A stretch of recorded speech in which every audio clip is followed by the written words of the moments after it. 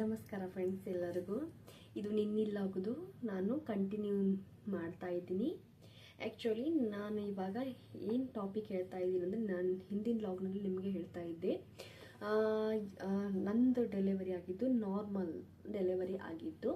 Normal delivery ಆಗಬೇಕಾದ್ರೆ ನಾವು ಏನೇನು ಪ್ರಿಪರೇಷನ್ ಮಾಡಬೇಕು ಅಂತ ಹೇಳಿ ನಿಮಗೆ ಹೇಳ್ತಾ ಇದ್ದೀನಿ. ಆ್ಯಕ್ಚುಲಿ ನಾರ್ಮಲ್ ಡೆಲಿವರಿ ಸಿಸರಿನ್ ಆಗೋದೆಲ್ಲ ನಮ್ಮ ಮೈಂಡ್ ಮೇಲೆ ಡಿಪೆಂಡ್ ಇರುತ್ತೆ ಅಂತ ನಾನು ಹೇಳ್ತೀನಿ. ಆ್ಯಕ್ಚುಲಿ ಯಾವುದೇ ಪರ್ಸನ್ ಆಗಲಿ ಮತ್ತು ಇನ್ನೊಂದು ಪರ್ಸನ್ಗೆ ಕಂಪ್ಯಾರಿಸನ್ ಮಾಡಲಿಕ್ಕೆ ಹೋಗಬಾರ್ದು ಯಾವಾಗಲೂ.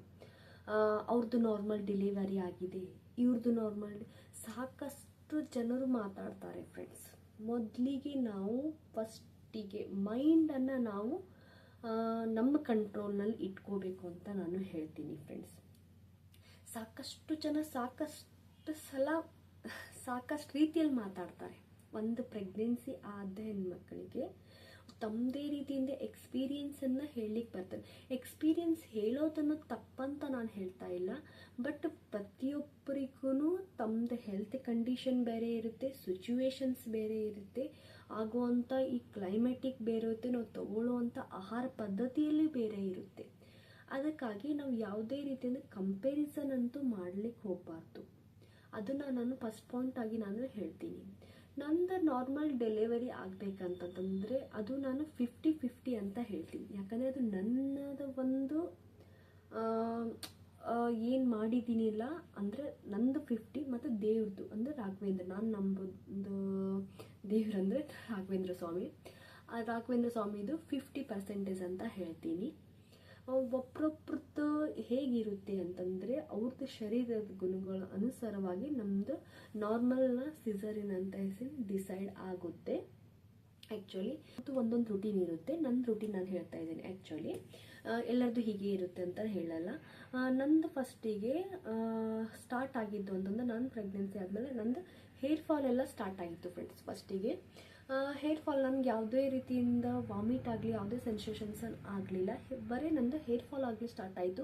ಹೇರ್ ಫಾಲ್ ಯಾಕೆ ಆಗ್ತಾಯಿದೆ, ನಾನು ಯಾವುದೋ ಬೇರೆ ಬೇರೆ ಪ್ರಾಡಕ್ಟನ್ನು ಯೂಸ್ ಮಾಡಿ ನಾನು ನಂದು ಹೇರ್ ಯಾಕೆ ರಿಮೂವ್ ಆಗ್ತದೆ ಅಂತ ಹೇಳಿ ನಂದು ಅಂದ್ಕೊಂಡೆ ನಾನು. ಆಮೇಲೆ ನಂದು ಪೀರಿಯಡು ನನಗೆ ಒಂದು ಸ್ವಲ್ಪ ಮಿಸ್ ಆಯಿತು. ಫಸ್ಟಿಗೆ ನನಗೆ ಏನೂ ಗೊತ್ತಿದ್ದಿದ್ದಿಲ್ಲ. ಆ್ಯಕ್ಚುಲಿ ನನ್ನ ಪೀರಿಯಡ್ ಮಿಸ್ ಆದಮೇಲೆ ನನಗೆ ಹೀಗೆ ಆಗ್ತಾ ಇದೆ, ಏನೋ ಹೆಚ್ಚು ಕಡಿಮೆ ಆಗಿರಬಹುದು ಏನೋ ಅಂತ ಹೇಳಿ, ನನ್ನ ಶರೀರಕ್ಕೆ ಏನೋ ನಾನೇನೋ ಹೆಚ್ಚು ಕಡಿಮೆ ಆಗಿರ್ಬೋದು ಅಂತ ಹೇಳಿ ನನಗೆ ಅಷ್ಟು ನಾನು ಕೇರ್ ಮಾಡಲಿಲ್ಲ. ಆಮೇಲೆ ನನ್ನ ಕೂದಲ ಜಾಸ್ತಿ ಹುಚ್ಚಾಕತ್ತದ್ನೇ ನಾನು ಏನು ಮಾಡಿದೆ, ಏನೋ ಪ್ರೆಗ್ನೆಂಟ್ ನಮ್ಮ ಅಕ್ಕಗೂ ಕೇಳಿದೆ, ನಮ್ಮ ಅಕ್ಕನೂ ಸೇಮ್ ಹಿಂಗೆ ನಂದೂ ಹಿಂಗೆ ಆಗಿದೆ ಅಂತೇಳಿ 36 ಡೇಸ್ ಆದಮೇಲೆ, ಆ್ಯಕ್ಚುಲಿ 36 ನನ್ನ ಪೀರಿಯಡ್ ನಿಂತು 36 ಡೇಸ್ ಆದಮೇಲೆ ನಾನು ಅಂದರೆ 1.5 ಮಂತ್ ಆಗಿತ್ತು ನನಗೆ. ಆ್ಯಕ್ಚುಲಿ 1.5 ಮಂತ್ ನನ್ನ ಪ್ರಕಾರ ನ್ಯೂಸ್ ಚೆಕ್ ಮಾಡಿದಾಗ ನನಗೆ ಪಾಸಿಟಿವ್ ಅಂತ ರಿಸಲ್ಟ್ ಬಂತು. ಪಾಸಿಟಿವ್ ಅಂತ ರಿಸಲ್ಟ್ ಮೇಲೆ ತುಂಬ ಖುಷಿ ಅಂತೂ ಆಯಿತು. ಆವಾಗ ಏನಪ್ಪ ಇದು ಇವಾಗ ಇಷ್ಟು ಜಲ್ದಿನೂ ಅಂತ ಅನಿಸ್ತು. ಯಾಕಂದ್ರೆ ಮದುವೆ ಆಗನು 2-3 ತಿಂಗಳಿನಲ್ಲೇ ನಾನು ಪ್ರೆಗ್ನೆಂಟಿ ಆದೆ. ಖುಷಿನೂ ಆಯಿತು ಆ್ಯಕ್ಚುಲಿ. ಮತ್ತು ನನಗೆ ಒಂದ್ಸಲ ಇಷ್ಟು ಜಲ್ದಿನೇ ಯಾಕಾಯಿತು ಅಂತಲೂ ಅನ್ನಿಸ್ತು. ಯಾಕಂದರೆ ನನಗೆ ಇವಾಗಲೇ ಅಂದರೆ ನಾನು ನಿಭಾಯಿಸ್ತೀನ ಇಲ್ಲೋ ಅಂತ ನನಗೆ ಕಾನ್ಫಿಡೆನ್ಸ್ ಇದ್ದಿದ್ದಿಲ್ಲ. ಮಗುನ ತಾಯಿ ಆಗಬೇಕಂತಂದರೆ ಹಲವಾರು ನಾವು ಕಷ್ಟಗಳನ್ನು ಅನುಭವಿಸ್ಬೇಕು ಮತ್ತು ಸಾಕಷ್ಟು ಪ್ರಮಾಣದಲ್ಲಿ ನಮ್ಮದು ಬಾಡಿನ ಮತ್ತು ನಮ್ಮ ಮೈಂಡನ್ನು ನಾವು ಕಂಟ್ರೋಲಿಗೆ ಇಟ್ಕೋಬೇಕು. ಅದಕ್ಕೆ ನನಗೊಂದು ಸ್ವಲ್ಪ ಭಯ ಆಯಿತು ಫಸ್ಟಿಗೆ. ಬಟ್ ನಾನು ಮೆಂಟಲಿ ಆಗಿ ಸ್ಟ್ರಾಂಗ್ ಆದೆ. ಇದು ದೇವ್ರು ಕೊಟ್ಟಿದ್ದು ಅದು ಅಂತ ಹೇಳಿ ನಾನು ಮೆಂಟಲಿ ಸ್ಟ್ರಾಂಗ್ ಆಗಿ ನನ್ನ ಜರ್ನಿನ ಮುಂದುವರಿಸಿದ್ದೆ ಫ್ರೆಂಡ್ಸ್. ಫಸ್ಟಿಗೆ ನನಗೆ ಯಾವುದೇ ರೀತಿ ವಾಮಿಟ್ ಆಗಲಿಲ್ಲ. ಅವಾಗೇನಾಯಿತು, ಒಬ್ಬರಿಗೆ ಹೆಂಗೆ ಆಗಿರುತ್ತೆ ಅಂತ ಹೇಳಿ ನಿಮಗೆ ಶೇರ್ ಮಾಡ್ತಾ ಇದ್ದೀನಿ. ಆ್ಯಕ್ಚುಲಿ ನನಗೆ ಹೇಳಬೇಕು ಅಂತಂದರೆ, ಪ್ರೆಗ್ನೆನ್ಸಿ ಆದಮೇಲೆ ಒಬ್ಬೊಬ್ಬರು ಒಂದೊಂದು ಥರ ಮಾತಾಡ್ತಾರೆ. ಅಂದರೆ ಒಬ್ಬೊಬ್ಬರು ಒಂದೊಂದು ಎಕ್ಸ್ಪೀರಿಯನ್ಸ್, ತಮ್ಮ ಎಕ್ಸ್ಪೀರಿಯನ್ಸ್ ಆಗಿದ್ದು ಎಲ್ಲರಿಗೆ ಆಗಬೇಕಾಗಿಲ್ಲ. ನನ್ನ ಪ್ರಕಾರ ನಿಮಗೇನಾಗಿದೆ ನನಗೂ ಅದೇ ಆಗಬೇಕಾಗಿಲ್ಲ ಅಂತ ಅನ್ನೋಂಗೆ ಇದ್ದೀನಿ ನಾನು. ಅದ್ರವ್ರಿಗೆ ನನಗೆ ಆ್ಯಕ್ಚುಲಿ ನಂದು ಕ್ಯಾಲ್ಶಿಯಂ ಸ್ವಲ್ಪ ಕಡಿಮೆ ಆಯಿತು ಅನಿಸುತ್ತೆ ಫ್ರೆಂಡ್ಸ್. ನನಗೆ ಕೈ ಕಾಲು ತುಂಬಾ ನುಸ್ತಾ ಇದ್ದು. ಅವಾಗ ಯಾವುದೇ ರೀತಿ ವಾಮಿಟ್ ಸೆನ್ಸೇಷನ್ನೇ ಆಗಿಲ್ಲ ನನಗೆ. ಆ್ಯಕ್ಚುಲಿ ಅಂದರೆ 3 ಮಂತ್ ಆದಮೇಲೆ ಒಂದು ಸ್ವಲ್ಪ 4-5 ಸಲ ವಾಮಿಟ್ ಆದಂಗೆ ಆಗ್ತಿತ್ತು. ಆದರೆ 2-3 ಸಲ ಅಷ್ಟೇ ನನಗೆ ವಾಮಿಟ್ ಆಗಿದೆ. ಆ್ಯಕ್ಚುಲಿ ಒಬ್ರೊಬ್ಬರೇ ಅನ್ಕೋತಾರೆ ಇವಳಿಗೇನು ವಾಮಿಟ್ ಆಗಿಲ್ಲ, ಇವಳು ಆರಾಮಾಗಿದ್ದಾಳೆ, ಏನೂ ಪ್ರೆಗ್ನೆನ್ಸಿಯಲ್ಲಿ ಏನೂ ಇವಳಿಗೆ ತೊಂದರೆ ಆಗ್ತಾ ಇಲ್ಲ ಅಂತ ಅನ್ಕೋತಾ ಇರ್ತಾರೆ. ಬಟ್ ಪ್ರೆಗ್ನೆನ್ಸಿ ಅಂತಂದರೆ ಬರೀ ವಾಮಿಟ್ ಆದ್ರೇ ಪ್ರೆಗ್ನೆನ್ಸಿಯಲ್ಲಿ ಆಗಿದ್ದಾಳೆ ಅಂತ ಅನ್ಕೋತಿರ್ತಾರೆ ಒಬ್ರೊಬ್ರು.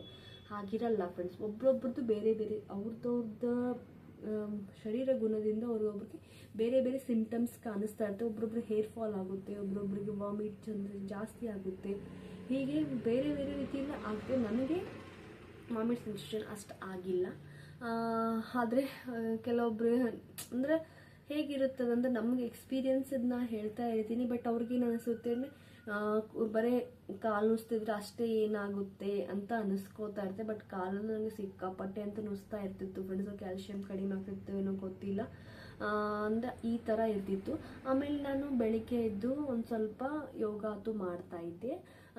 ಆ್ಯಕ್ಚುಲಿ ನಂದು ರುಟೀನ್ ಹೇಗಿತ್ತು ಅಂತಂತಂದರೆ, ನಾನು ಡೈಲಿ ಹಾಫ್ ಆನ್ ಅವರ್ ಅಥವಾ ಅಂದರೆ ಮಿನಿಮಮ್ ಹಾಫ್ ಆನ್ ಅವರ್ ಅದು ನಾನು ವಾಕ್ ಮಾಡ್ತಾನೆ ಇದ್ದೆ.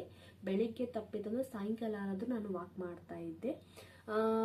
ಆಮೇಲೆ ಮತ್ತೆ ಹಾಫ್ ಆನ್ ಅವರು ಯೋಗಾಸನ ಮಾಡ್ತಾ ಇದ್ದೆ ನಾನು. ಅಂದರೆ ಯೋಗಾಸನ ಅಂದರೆ ನಂದು ಪ್ರೆಗ್ನೆನ್ಸಿಯಲ್ಲಿ ಯಾವ ರೀತಿ ಯೋಗಾಸನ ಮಾಡುವಂಥ ಒಂದು ಆಸನಗಳು ಅವು ಅಷ್ಟೇ ಮಾಡ್ತಾ ಇದ್ದೆ. ನನಗೆಲ್ಲನೂ ಬರ್ತವೆ ಅಂತ ನಾನು ಮಾಡೋಕ್ಕೆ ಹೋಗೋದಿಲ್ಲ ಆ ಟೈಮ್ನಲ್ಲಿ. ಯಾವುದು ನಮಗೆ ಪ್ರೆಗ್ನೆನ್ಸಿಯಲ್ಲಿ ರೆಫರ್ ಮಾಡ್ತಾರೆ, ನಿಮಗೆ ಬೇಕಾದರೆ ನಿಮ್ಮದು ಡಾಕ್ಟರ್ ಕನ್ಸಲ್ಟ್ ನೀವು ತೊಗೊಂಡು ಯಾವುದೊಂದು ಚಾರ್ಟ್ ಕೊಡ್ತಾರೆ ಅದನ್ನು ನೀವು ಮಾಡ್ಬೋದು. ಇಲ್ಲಪ್ಪ ಅಂತಂದರೆ ನಾನು ಮಾಡಿದ ಪ್ರಕಾರ ಅಂತಂದರೆ, ನಾನು ಆ್ಯಕ್ಚುಲಿ ರಾಮದೇವ್ ಬಾಬಾಂದು ಒಂದು 14 ಮಿನಿಟ್ಸ್ ಅದು ಇದ್ದಿದ್ದು, ಆ್ಯಕ್ಚುಲಿ 45 ಮಿನಿಟ್ಸ್ ಅದು ಇದ್ದಿದ್ದು ಒಂದು ಶೋ ಬರುತ್ತೆ ಇವಾಗಲೂ. ನಾನು ಯಾವ ಚಾನಲ್ ಅಂತ ಹೇಳೋದಿಲ್ಲ, ಯಾಕಂದರೆ ನಿಮ್ಗೆ ಯಾವ್ದು ಇಷ್ಟ ಆಯಿತೋ ಅದನ್ನು ನೀವು ಮಾಡಿ. ಬೇಕಂತಂದರೆ ನಾನು ಅದನ್ನು ಮಾಡ್ತಾ ಇದ್ದೆ ಅಷ್ಟೇ. ನಾನು 45 ಮಿನಿಟ್ಸ್ ಅದು ಚಾನಲ್ ನೋಡಿ ನಾನು ಅವ್ರ ಜೊತೆ ನಾನು ನಂದು ಯೋಗನ ಪ್ರಾಕ್ಟೀಸ್ ಮಾಡ್ತಾ ಇದ್ದೆ. ನಂದು ಯಾವ್ಯಾವ ಆಸನ ಇದೆ ಅವ್ರು ಅದನ್ನೇ ಹೇಳ್ತಾ ಇದ್ರು, ಪ್ರೆಗ್ನೆನ್ಸಿಲಿ ಏನೇನು ತಿನ್ನಬೇಕು ಮಾಡಬೇಕು ಅಂತ ಹೇಳಿ. ಮತ್ತು ಇನ್ನೊಂದು ಫ್ರೆಂಡ್ಸ್, ನಿಮಗೆ ಒಂದು ನಾನು ನಿಮಗೆ ಹೇಳ್ತೀನಿ. ಪ್ರೆಗ್ನೆನ್ಸಿಲಿ ಒಬ್ರೊಬ್ರಿಗೆ ಹೇಳ್ತಿರ್ತಾರೆ BP ನಾರ್ಮಲ್ ಇರಬೇಕು, ಯಾವಾಗಲೂ ನಾರ್ಮಲ್ ಇರಬೇಕು ಅಂತ ಹೇಳಿ. BP ನಾರ್ಮಲ್ ಇರಬೇಕಂತನ್ನೋರು ಏನು ಮಾಡಬೇಕು ಅಂತಂದ್ರೆ, ನಾನು ಮಾಡಿದ್ದು ಏನಪ್ಪ ಅಂತಂತಂದರೆ, ಸೋರೆಕಾಯಿ ಬರುತ್ತಲ್ಲ ಫ್ರೆಂಡ್ಸ್, ಸೋರೆಕಾಯಿನ ಜ್ಯೂಸನ್ನು ವಾರದಲ್ಲಿ 2-3 ಸಲ ಆದರೂ ಕುಡ್ಕೋತಾ ಬನ್ನಿ. ಅಂದರೆ ನಿಮ್ಮದು BP ಲೆವೆಲ್ ನಾರ್ಮಲ್ ಇರುತ್ತೆ, ಯಾವುದೇ ರೀತಿಯಿಂದನೂ ಹಾಯ್ ಆಗೋದಿಲ್ಲ. ಯಾವುದೇ ರೀತಿ ಉಪ್ಪು ಕಡಿಮೆ ತಿನ್ನಬೇಕು ಅಂತ ಹೇಳ್ತಾರೆ ಡಾಕ್ಟರ್, ರೆಫರ್ ಮಾಡ್ತಾರೆ. ಅಂದರೆ ಜಾಸ್ತಿ ಹಾಕೊಳ್ಳಿಕ್ಕೆ ಹೋಗಬೇಡಿ. ಇದು ಜ್ಯೂಸ್ ಕುಡಿದ್ಬಿಟ್ಟು ಜಾಸ್ತಿ ಉಪ್ಪು ತಿಂದ್ಬಿಟ್ರೆ ಏನೂ ಆಗಂಗಿಲ್ಲ ಅಂತಲ್ಲ. ಅಂದರೆ ನಾರ್ಮಲ್ ಇರುತ್ತೆ. ಅಂದರೆ BP ಯಾವುದೇ ಕಾರಣಕ್ಕೂ ನೀವು ಕಡಿಮೆ ಉಪ್ಪು ತಿನ್ನುವಂಥ ಪರಿಸ್ಥಿತಿ ಬರೋದಿಲ್ಲ. ಅಂದರೆ ಸೋರೆಕಾಯಿ ಜ್ಯೂಸ್ ಕುಡಿಯೋದ್ರಿಂದ ನಮ್ಮದು ಬಾಡಿಯಲ್ಲಿರುವಂತಹ BP ಲೆವೆಲ್ಲು, ಬ್ಲಡ್ ಪ್ರೆಷರ್ಸ್ ಎಲ್ಲನೂ ನಾರ್ಮಲ್ ಇರುತ್ತೆ ಆ್ಯಕ್ಚುಲಿ ಸೋರೆಕಾಯಿ ಜ್ಯೂಸ್ ಕುಡಿಯೋದ್ರಿಂದ. ನಾನು ಅದನ್ನು ಕುಡಿತಾ ಇದ್ದೆ, ನಿಮಗೂ ಅದನ್ನು ರೆಫರ್ ಮಾಡ್ತೀನಿ. ಸೋರೆಕಾಯಿ ಜ್ಯೂಸನ್ನು ಕುಡೀರಿ, ಆದಷ್ಟು ನಿಮಗೆ BP ನಾರ್ಮಲ್ ಇರುತ್ತೆ. ಮತ್ತು ಆದಷ್ಟು ಹಸಿರು ತರಕಾರಿಗಳನ್ನ ತಿನ್ನಿ, ಮತ್ತು ಸಾಕಷ್ಟು ಪ್ರಮಾಣದಲ್ಲಿ ನೀರು ಕುಡಿಬೇಕು. ಒಂದು ಇದರಲ್ಲಿ ಅಂದರೆ ತಲೆಯಲ್ಲಿ ಇಟ್ಕೊಂಡಿರ್ತಾರೆ ಎಲ್ಲರೂ, ಜಾಸ್ತಿ ನೀರು ಕುಡಿದ್ರೆ ರಾತ್ರಿ ಟೈಮ್ದಲ್ಲಿ ಜಾಸ್ತಿ ವಾಶ್ರೂಮ್ಗೆ ಹೋಗಿ ಬರಬೇಕು ಅಂತ ಅಂತಿರ್ತಾರೆ. ಆದರೆ ಏನೂ ಆಗಲ್ಲ ಫ್ರೆಂಡ್ಸ್, ನೀವು ಜಾಸ್ತಿ ನೀರು ಕುಡೀರಿ. ನಾನು ಹೇಳ್ತಾ ಇದ್ದೀನಿ, ನಮ್ಗೆ ಯಾವಾಗ ಅಂದರೆ ಪ್ರೆಗ್ನೆನ್ಸಿ ಟೈಮಲ್ಲಿ ಜಾಸ್ತಿ ನೀರಡಿಕೆ ಆಗೋದಂತೂ ಸಾಮಾನ್ಯನೇ. ಜಾಸ್ತಿ ನೀರು ಕುಡಿದ್ರೆ ವಾಶ್ರೂಮ್ಗೆ ಹೋಗ್ಬೇಕಾಗುತ್ತಲ್ಲಪ್ಪ ಅಂತ ಹೇಳಿ ಒಬ್ಬೊಬ್ಬರು ಅನಿಸ್ತಾರೆ. ಬಟ್ ಆ ರೀತಿ ಮಾಡ್ಲಿಕ್ಕೆ ಹೋಗ್ಬೇಡಿ. ನಿಮಗೆ ಒಂದು ಸ್ವಲ್ಪ ನಿದ್ದೆನೂ ಅವಾಗ ಕಡಿಮೆ ಆಗಿರುತ್ತೆ, ನಾನು ಅನ್ಕೋತೀನಿ, ಗೊತ್ತಿರುತ್ತೆ. ಬಟ್ ನಾರ್ಮಲ್ ಡೆಲಿವರಿ ಆಗಬೇಕಂತಂದರೆ ನಿಮ್ದೇನು ಬಾಡಿ ರುಟೀನ್ ನಿಮ್ಗೆ ಏನು ಬೇಕು ಅನಿಸುತ್ತಲ್ಲ ಅದನ್ನು ನೀವು ಬಾಡಿಗೆ ಸಪ್ಲೈ ಮಾಡ್ಕೋತಾನೆ ಇರಬೇಕು. ಅದನ್ನು ಬಿಟ್ಟು ನೀವು ನಮಗೆ ಬೇಸರ ಬರುತ್ತೆ, ವಾಶ್ರೂಮ್ ಹೊತ್ತು ಹೋಗಬೇಕಾಗುತ್ತೆ ಅಂತೇಳಿ ನೀವು ಬಾಡಿನ ಕೇರ್ ಮಾಡಲಿಲ್ಲ ಅಂತಂದರೆ ನಿಮಗೆ ನಾರ್ಮಲ್ ಡೆಲಿವರಿ ಆಗೋದು ಒಂದು ಸ್ವಲ್ಪ ಪ್ರಮಾಣ ಕಡಿಮೆ ಆಗುತ್ತೆ ಅಂತ ನಾನು ಹೇಳ್ತೀನಿ ಫ್ರೆಂಡ್ಸ್. ನಾನು ರುಟೀನ್ ಹೇಳೋದ ಪ್ರಕಾರ ನೀವು ಯಾವಾಗಲೂ ಫಿಸಿಕಲಾಗಿ ಒಂದು ಸ್ವಲ್ಪ ಮೂವ್ಮೆಂಟ್ ಮಾಡ್ಕೋತಾ ಇರಬೇಕು. ಆದರೆ ಬಟ್ 8 ಮಂತ್ನಲ್ಲಿ ನೀವು ಒಂದು ಜಾಸ್ತಿ ಮೂವ್ಮೆಂಟ್ ಮಾಡಲಿಕ್ಕೆ ಹೋಗಬೇಡಿ. ಅದು ಜಾಸ್ತಿ ಮೂವ್ಮೆಂಟ್ ಮಾಡೋದ್ರಿಂದ ಮಗುವನ್ನು ತಿರುಗ್ತಿರುತ್ತೆ ಅಂತ ಹೇಳ್ತಾರೆ 8 ಮಂತ್ನಲ್ಲಿ. ಅದು 8 ಮಂತ್ನಲ್ಲಿ ತಿರುಗುತ್ತಿರೋ ಪೊಸಿಷನಲ್ಲಿ ನೀವೇನಾದ್ರೂ ಜಾಸ್ತಿ ಫಿಸಿಕಲಾಗಿ ಆ್ಯಕ್ಟಿವಿಟಿ ಮಾಡಿದರೆ ಅಂದರೆ ಮಗು ತೊಂದರೆ ಆಗುವಂಥ ಚಾನ್ಸಸ್ ತುಂಬಾ ಇರುತ್ತೆ. ಅದಕ್ಕೆ 8 ಮಂತ್ನಲ್ಲಿ ಜಾಸ್ತಿ ಮೂವ್ಮೆಂಟ್ ಮಾಡೋಕ್ಕೆ ಹೋಗಬೇಡಿ. 7 ಮಂತಲ್ಲಿ 9 ಮಂತಲ್ಲಿ ನಿಮ್ಮದು ಬಾಡಿ ನಿಮಗೆ ಗೊತ್ತಿರುತ್ತಲ್ಲ ಫ್ರೆಂಡ್ಸ್, ಯಾವ ರೀತಿ ನಾವು ಕೆಲಸ ಮಾಡಿದರೆ ಯಾವ ರೀತಿ ನಮಗೆ ಬಾಡಿ ಸಪೋರ್ಟ್ ಮಾಡುತ್ತೆ ಅಂತ ಹೇಳಿ. ಮತ್ತು ಇನ್ನೊಂದು 9 ಮಂತ್ ಮಂತ್ ಅಥವಾ 7 ಮಂತ್ನಲ್ಲಿ ಇದ್ದಾಗ ನಿಮಗೆ ಸಾಧ್ಯವಾದಷ್ಟು ನಿಮ್ಮದು ಬಾಡಿನ ಒಂದು ಸ್ವಲ್ಪ ಫ್ಲೆಕ್ಸಿಬಿಲಿಟಿ ಆಗಿ ಇಟ್ಕೊಳ್ಳಿ. ಆದಷ್ಟು ಒಂದೇ ಕೂತ್ಕೊಂಡು ಹೋಗಬೇಡಿ. ಅಂದರೆ ನಂಗೆ ಡಾಕ್ಟರ್ ರೆಫರ್ ಮಾಡಿದ ಪ್ರಕಾರ ನಾನು ಹೇಳ್ತಾ ಇದ್ದೀನಿ. ಅಂದರೆ ನೀವು ಇಂಡಿಯನ್ ಟಾಯ್ಲೆಟ್ ಜಾಸ್ತಿನ ನೀವು ಪ್ರೆಗ್ನೆನ್ಸಿ ಟೈಮಿಂದಲೇ ಬಳಸ್ಕೊತಾ ಹೋಗಿ ಅಂತ ಹೇಳ್ತೀನಿ.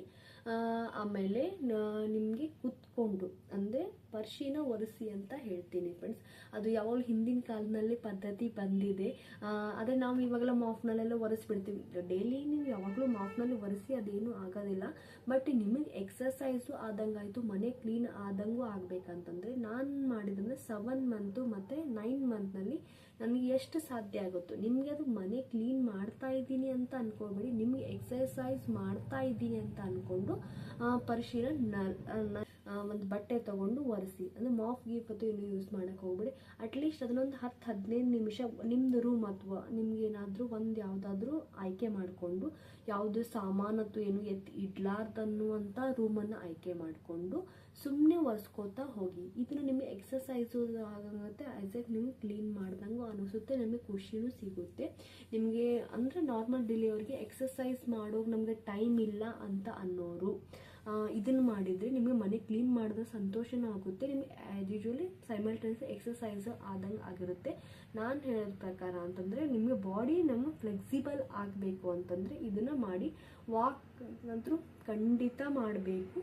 ಯಾವಾಗಲೂ ನಿಮಗೆ ಸಾಕಷ್ಟು ಪ್ರಮಾಣದ ನೀರು ಕುಡಿಬೇಕು. ನಿಮಗೆ ಇಂಟೇಕ್ ಮಾಡೋದು ಎಷ್ಟು ಅದನ್ನು ನೀವು ಡೈಜೆಸ್ಟ್ ಆಗಬೇಕದು ಎಲ್ಲನೂ. ಬರೀ ನೀವು ತೊಗೊಂಡು ನಮಗೆ 5th ಮಂತಿಂದ ಗ್ರೇವಿಂಗ್ ಸ್ಟಾರ್ಟ್ ಆಗುತ್ತೆ ಯಾವಾಗಲೂ.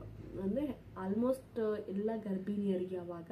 ನನಗಂತೂ 5th ಮಂತ್ ನಾನು ಏನೂ ತಿನ್ನಬಾರ್ದು ಹಾಗೆ ಹೀಗೆ ಅನ್ನಿಸ್ತಾ ಇತ್ತು. ಬಟ್ 5th ಮಂತಿಂದ ರಾತ್ರಿ 2ಕ್ಕಂತೂ ಕುತ್ಕೊಂಡು ನಾನು ಅಂದರೆ 2:30-3 ಗಂಟೆಗೂ ನಾನು ಕುತ್ಕೊಂಡು ಚೀಪ್ಸ್ ಅಥವಾ ಎಲ್ಲ ತಿಂದಿದ್ದೀನಿ. ಅವಾಗ ಗ್ರೇವಿಂಗ್ ಒಬ್ಬೊಬ್ರು ಗ್ರೇವಿಂಗ್ ಎಲ್ಲ ಬೇರೆ ಬೇರೆ ಇರುತ್ತೆ.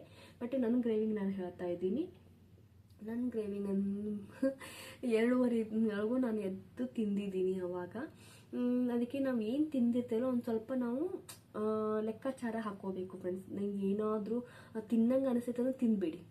ಆದರೆ ಅದರ ಪ್ರಮಾಣವನ್ನು ನೋಡಿ, ಎಷ್ಟು ನೀವು ತಿಂದೆ. ಅಟ್ಲೀಸ್ಟ್ ನೀವು ಚೀಪ್ಸ್ ತಿನ್ಬೇಕು ಅನ್ನಿಸ್ತಾ ಇದೆ, ಚೀಪ್ಸ್ ತಿನ್ನಬಾರ್ದು ಅಂತ ಅಂದ್ಕೊಂಡು ನೀವು ಸುಮ್ಮನೆ ಕೂತ್ಬಿಡ್ಬಾರ್ದು. ಅದು ಹೆಲ್ದಿ ಅಲ್ಲ, ಮಗುಗೆ ತೊಂದರೆ ಆಗುತ್ತೆ ಅಂತ ಹೇಳಿ ಅದು ತೀರಾ ಗ್ರೇವಿಂಗ್ ಆದಮೇಲೆ ತಿಂದ್ಬಿಟ್ಟರೆ ಮನಸ್ಸಿಗೂ ಸಮಾಧಾನ ಆಗಿರುತ್ತೆ, ನಿಮಗೆ ಮಗುಗೂ ಚಲೋ ಇರುತ್ತೆ. ಆದರೆ ನೀವು 2-3 ಪೀಸ್ ತಿಂದರೆ ಏನೂ ಆಗೋದಿಲ್ಲ. ಆದರೆ ನೀವು 2-3 ಪ್ಯಾಕೆಟು 5-6 ಪ್ಯಾಕೆಟ್ ತಿಂದರೆ ಅದಕ್ಕೆ ನೆಗೆಟಿವ್ ಆಗಿರುವಂಥ ಎಲ್ಲನೂ ಪ್ರಾಬ್ಲಮ್ಸ್ ಆಗುತ್ತೆ ಬೇಬಿಗೆ. ಅದಕ್ಕಾಗಿ ನಿಮ್ಗೆ ಏನು ತಿನ್ನಂಗೆ ಅನಿಸುತ್ತಲ್ಲ ಅದನ್ನು ತಿಂದು ಮಗುನೂ ಚೆನ್ನಾಗಿರುತ್ತೆ ಅವಾಗ ಅಷ್ಟೇ. ಆದರೆ ಗ್ರೇವಿಂಗ್ಸನ್ನು ಯಾರೂ ಮಿಸ್ ಮಾಡ್ಕೊಳ್ಬೇಡಿ. ಅಂದರೆ ನಿಮ್ಗೆ ಏನು ತಿನ್ನೋದು ಅನಿಸುತ್ತೋ ಅದನ್ನು ಪ್ಲೀಸ್ ಎಲ್ಲರೂ ಅದನ್ನು ಆದಷ್ಟು ನಿಮಗೆ ತಿಂದರೆ ಸಮಾಧಾನ ಆಗುತ್ತೆ ಒಬ್ರೊಬ್ರಿಗೆ ಅಂತ ಹೇಳಿ ಅದನ್ನು ನೀವು ಮಾಡ್ಕೊಳ್ಳಿ ಅಂತ ಹೇಳ್ತಾ ಇದ್ದೀನಿ. ಗ್ರೇವಿಂಗ್ಸ್ ಯಾವಾಗಲೂ ಸ್ಯಾಕ್ರಿಫೈಸ್ ಮಾಡ್ಲಿಕ್ಕೆ ಹೋಗಬೇಡಿ. ಆದಷ್ಟು ನಿಮ್ಗೆ ಯಾವ್ದು ಆಗಂಗಿಲ್ಲ ಅವನ್ನ ಬಿಡಿ. ಮತ್ತು ಯಾವ್ದು ನಿಮಗೆ ಸಾಧ್ಯ ಆಗಿರ್ತದಲ್ಲ ಅದನ್ನೆಲ್ಲ ಗ್ರೇವಿಂಗ್ಸ್ ಎಲ್ಲ ನೀವು ತಿನ್ಬಿಡಿ ಅಂತ ಹೇಳ್ತಾ ಇದ್ದೀನಿ. ನಾರ್ಮಲ್ ಡೆಲಿವರಿಗೆ ಏನೂ ಇಲ್ಲ ಫ್ರೆಂಡ್ಸ್. ನಾನು ಮೈಂಡ್ ಸೆಟ್ ಇರಬೇಕು ಫ್ರೆಂಡ್ಸ್. ಮೊದಲಿಗೆ ವಿಲ್ ಪವರ್ ಇರಬೇಕು. ನಾನು ಮಾಡೇ ಮಾಡ್ತೀನಿ ನಾರ್ಮಲ್ ಡೆಲಿವರಿಗೆ.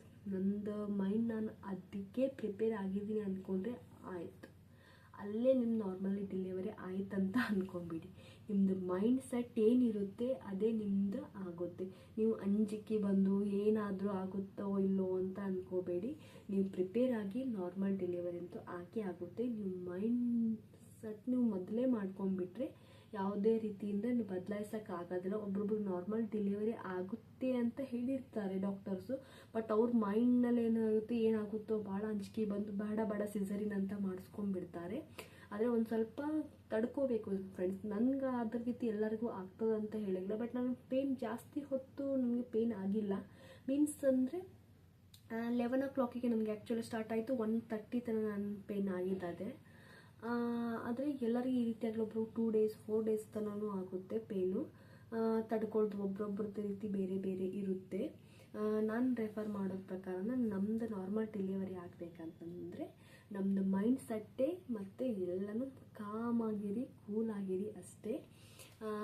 ಎಲ್ಲನೂ ಅರ್ಧಕ್ಕರ್ಧ ನೀವು ಟ್ರೈ ಮಾಡಿ, ಅರ್ಧಕ್ಕರ್ಧ ದೇವ್ರ ಮೇಲೆ ಬಿಡಿ ಅಂತ ಹೇಳಿ ನನ್ನ ಲಾಗನ್ನು ಮುಗಿಸ್ತಾ ಇದ್ದೀನಿ ಫ್ರೆಂಡ್ಸ್. ಇನ್ನಷ್ಟು ಇದ್ರ ಬಗ್ಗೆ ನಿಮಗೆ ಇಂಟ್ರೆಸ್ಟ್ ಇದ್ದರೆ, ನನ್ನದೇ ಏನಾದರೂ ಲಾಗ್ನಲ್ಲಿ ಮಿಸ್ ಆಗಿದ್ದರೆ ನಾನು ಇನ್ನೊಂದು ಲಾಗ್ ಮಾಡಿ ನಿಮಗೆ ಖಂಡಿತ ನಂದು ಜರ್ನಿನ ಇನ್ನೊಂದು ಲಾಗ್ ಮಾಡಿ ಹಾಕ್ತೀನಿ ಫ್ರೆಂಡ್ಸ್.